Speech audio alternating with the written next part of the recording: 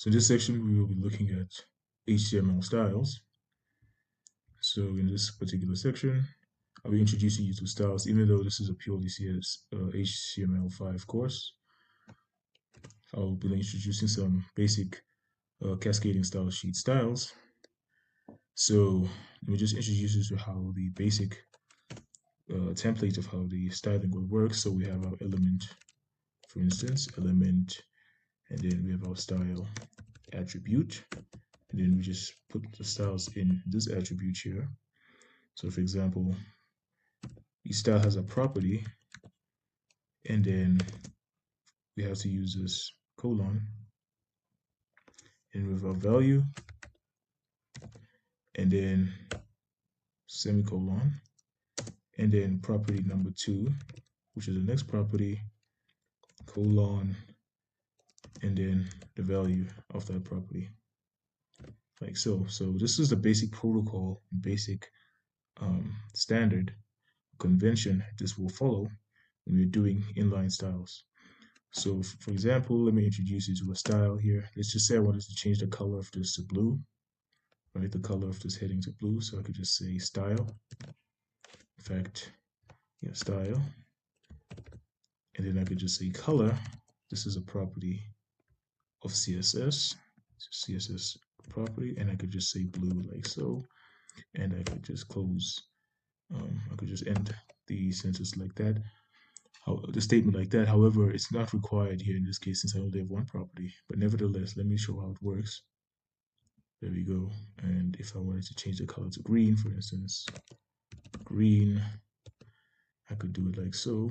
And there are many different types of colors that are not necessarily semantic. That is to say, they have color names. You know, you can just use RGB. You can use hex code. Those are for references, and we'll look at that much deeper as we dive into the CSS section of our course here. And I can introduce you to another property called font size. So if I wanted to change the font size, make it bigger, font dash size, that's how you declare the font size property. And I could just say 18 point pt. I could also say 18 pixels. And as you can see, it sort of became smaller. How about I make it 50? Should be really significantly larger now. There we go. I made it 50. So I could also, if I wanted to add a color property still, I could just go color. Remember that each property is separated by a semicolon. So color equals, color here, semicolon, and then I could just say blue. There we go. There we go. That's color is now blue. And the other properties that exist as well. Say I wanted to change the font family of this or the type of font. So I could just say, use a property called font family, font dash family. And I want to make this Verdana, right? And now it's in Verdana. Alternatively, I could just make this Forte. If you know your fonts, you change it to whatever font you want. And now it's in Forte. This can be shown here. And let me just decrease the size of this, make it 25 pt. I could also make it pixels, px. It's also another unit of measure. As you can see, this is left aligned. It's aligned from left to right. What if I wanted to center it? Well, then I can use the text align property. Let me show how this works. Let me add a new property and text align. And I could just say center. That will be the value. Here we go. And now it's centrally aligned. In a similar fashion, I could make it right. So make it right aligned. So there we go. Now it's right aligned. And proceeding further here, what if I wanted to change the background of the body? Perhaps I could make it green or light green. Again here, for any element, I could just add a style, and I could just say the CSS property for background is called background color. We use American spelling here, please take note. and I could just say light green. That's the value here. And voila, the body now is light green. I could also make it yellow, for instance. I just choose this property value here and make it yellow, like so. There we go. And now I'll just go to the borders here.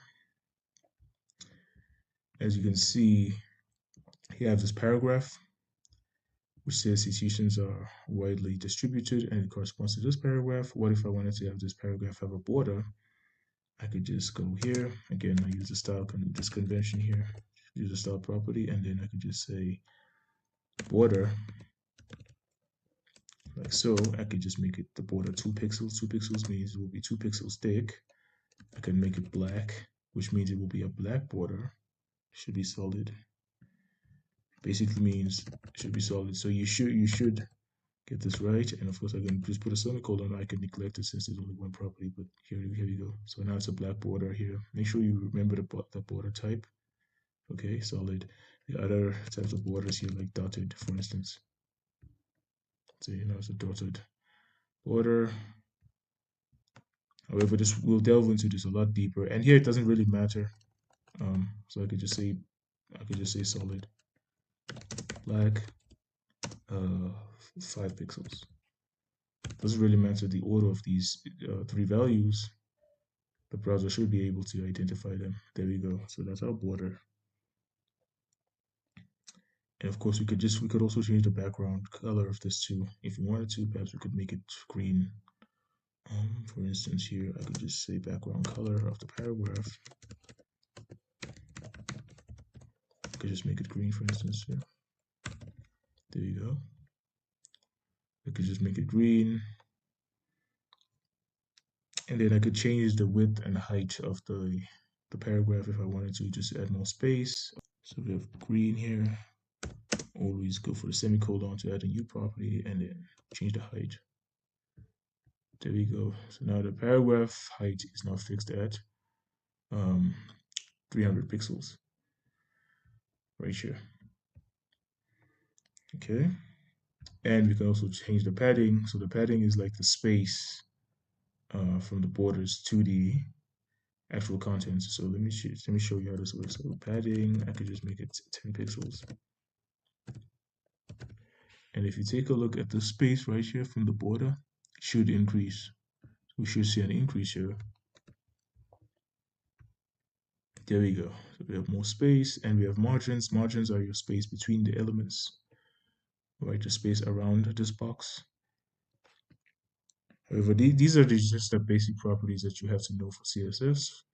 And this is all pretty introductory, and it will introduce you to the next section of this course here, which will be the CSS section, where we'll be dealing with style, with pizzazz, with just, yeah, again, with the painting of the car. We use the car analogy initially. Yep, so that's how that works. So thank you very much.